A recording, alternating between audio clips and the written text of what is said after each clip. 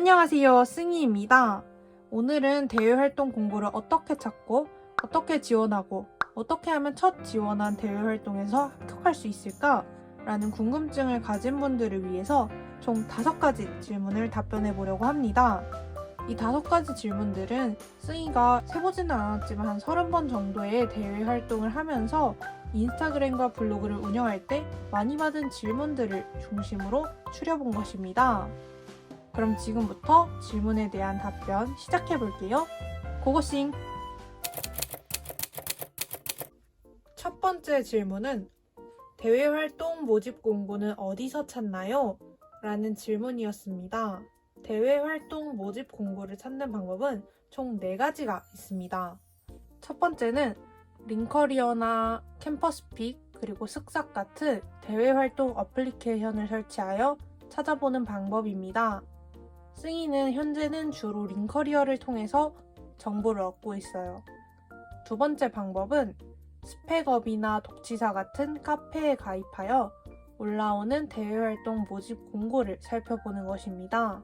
세 번째로는 관심 있는 기업의 SNS를 팔로우해뒀다가 대외활동 모집 공고가 올라오면 그것을 보고 지원하는 방법입니다. 마지막 4번째는 서포터즈 모집, 기자단 모집 같은 검색어를 입력해서 검색을 함으로써 공고를 찾아보는 방법이 있습니다.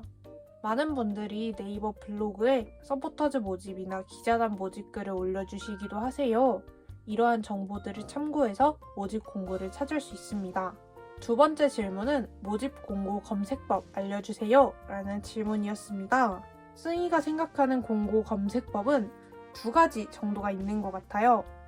첫 번째로 링커리어 같은 곳에 이제 검색을 해서 볼 때는 화학 분야라고 해서 화학만 검색하지 말고 에너지, 환경, 화장품, 반도체와 같은 화학 분야 중에 자세하게 어떠한 분야의 대외 활동인지 키워드를 검색함으로써 찾아보는 방법이 있습니다. 또한 앞서 방법 중에 첫 번째로 말씀드린 링커리어나 캠퍼스픽, 쓱싹 같은 어플리케이션을 깔아서 수시로 들어가서 어떠한 공고가 바로 올라왔는지 또 새롭게 올라온 공고가 무엇이 있는지 자꾸 찾아보는 방법도 있습니다.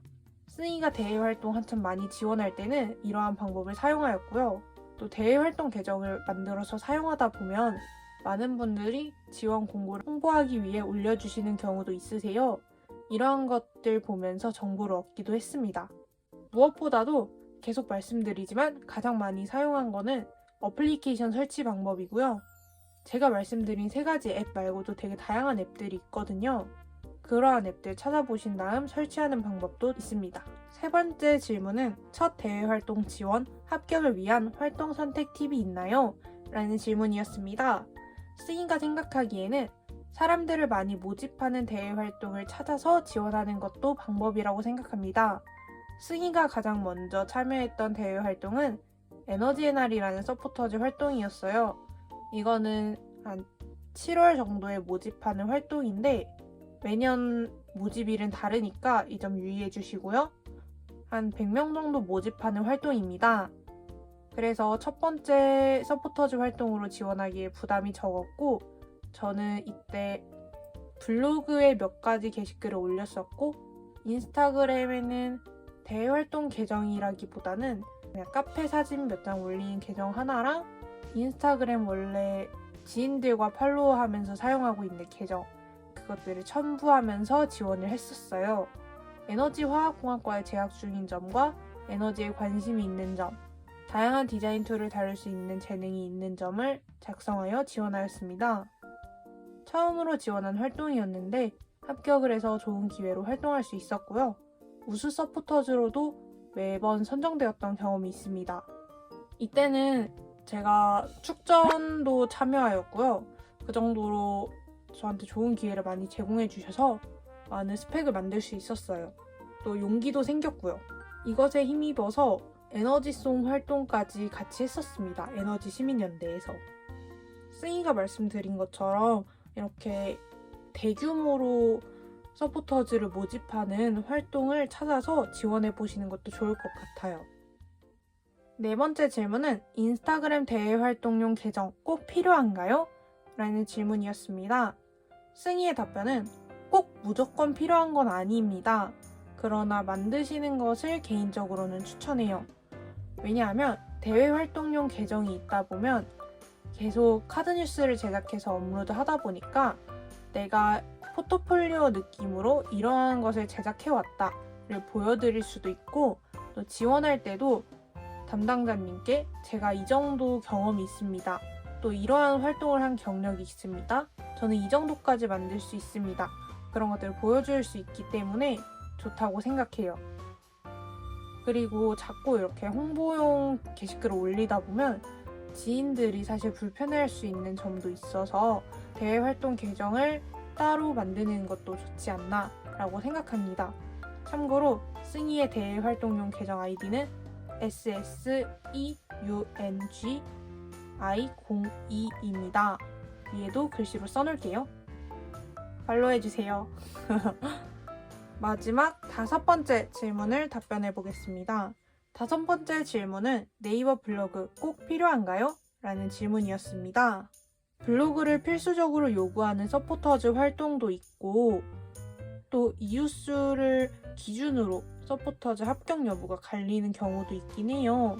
그래서 승희는 개인적으로 대외 활동을 할 때는 네이버 블로그와 인스타그램 계정이 있는 게 좋지 않나 라고 생각하는 편입니다.